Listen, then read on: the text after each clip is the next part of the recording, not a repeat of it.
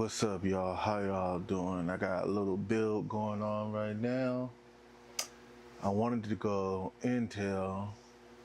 That was significantly higher, and plus the memory prices. With this Threadripper bundle, I was able to get it much cheaper. Like, for example,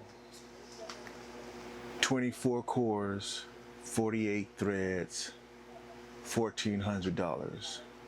For the same money, that could only get me a 12 core, 24 threads Intel. Yeah, so I went ahead and made this choice.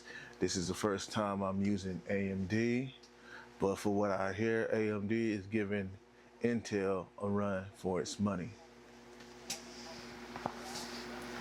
Also, with getting that, I was able to get some memory. 128 gigs of ECC Registered memory. I can remember back a year ago, I think this was about $800, $900. Regular price for it now is $2,000. But with this bundle, I was able to get it for $1,000. This is Kingston Fury. And to finish off that bundle is the motherboard. I got a Gigabyte board. It already has a 10 gigabit NIC, PC 5.0, dual USB 4 up to 40 gigabytes, 4 M.2 slots, and 3 PCIe 16X slots for multiple GPUs. I'm not using multiple GPUs. Luckily, 10 gig is already on board, so I'm not using any expansion cards, so it's just going to be graphics card, and that's it.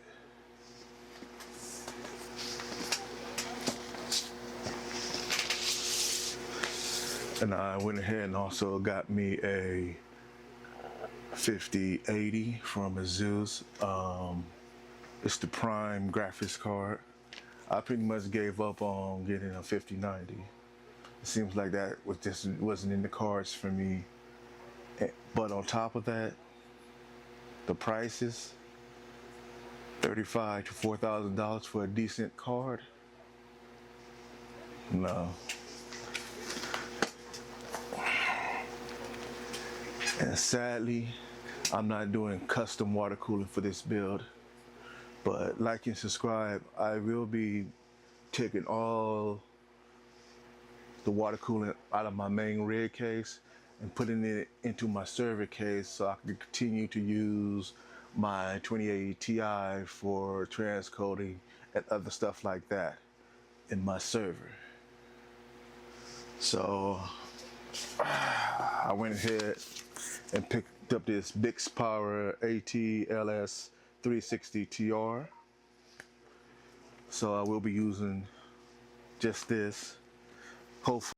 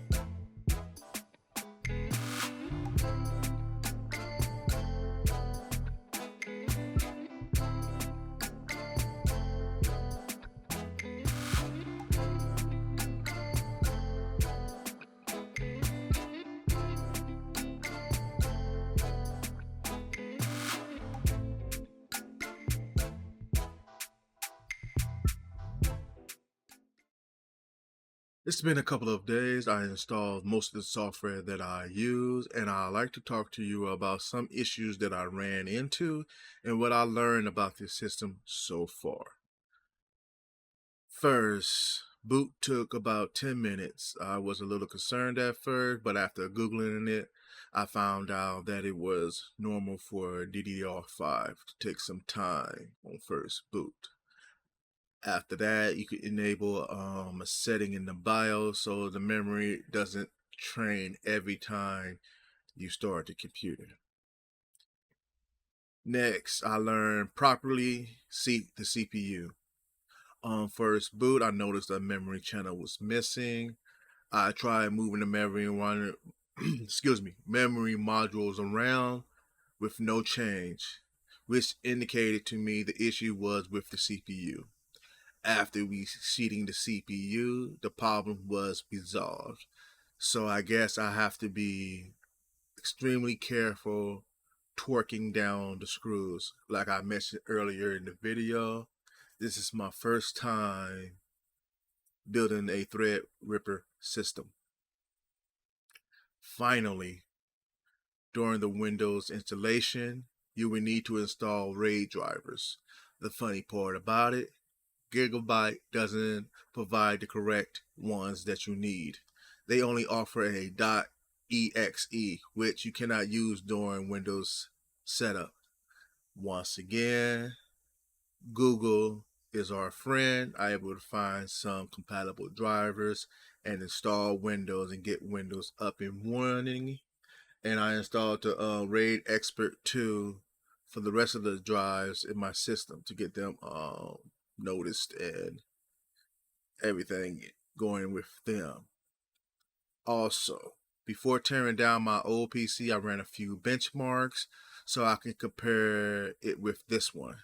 And honestly, I am impressed. It's a big jump from my i9-10900X. Let's look at the test results. My old system was an RTX 2080 Ti with an i9-10900X. And having benchmark, the score was 5,388. Average frame rate was 200 frames per second, and the setting was on extreme.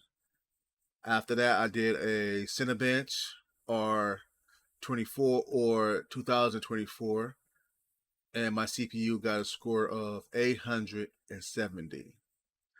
The final benchmark I ran was PC Benchmark 10. Overall, my PC got 8,310. Now, compared to my new system, which is the RTX 5080 and the Threadripper 9960X, which all is running stock because I haven't got the power supply yet. It's still in the mail. I'm getting the 1500. I just don't want to overwhelm this 1000 watt.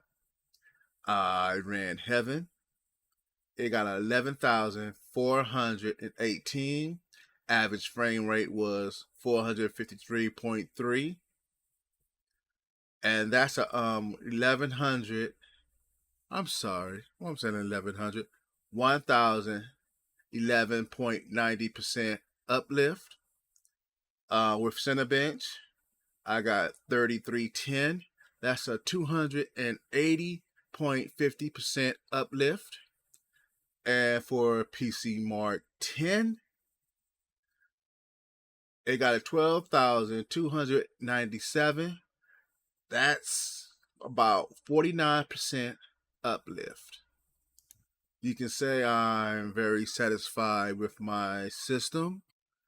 We'll be using it for some editing, hopefully getting it into some AI. I hope this 5080 is enough. Because like I mentioned, I gave up on getting the 5090 because only way I can get a 5090, I have to order it off Amazon. And I have seen those reports, people getting a box full of rocks. I couldn't do that. I don't know what I'll do, but $4,000 gone. I got some expensive rocks. Yeah, I would lose it. I went to the Micro Center. That's where I got all these parts for this computer from. Sadly, they didn't have no 5090. They haven't had one in a while, but they had plenty of 5080s. Plan upgrades for the future for this. Like I mentioned, I will be upgrading the PSU and doing some overclocking. At first, I wasn't considering it, but since this computer looks so empty, I'm going to do some custom water cooling. Finally, some RGB so I can have a light show on my desk. But if you like videos like this, please like and subscribe because I got more to come. Thank you.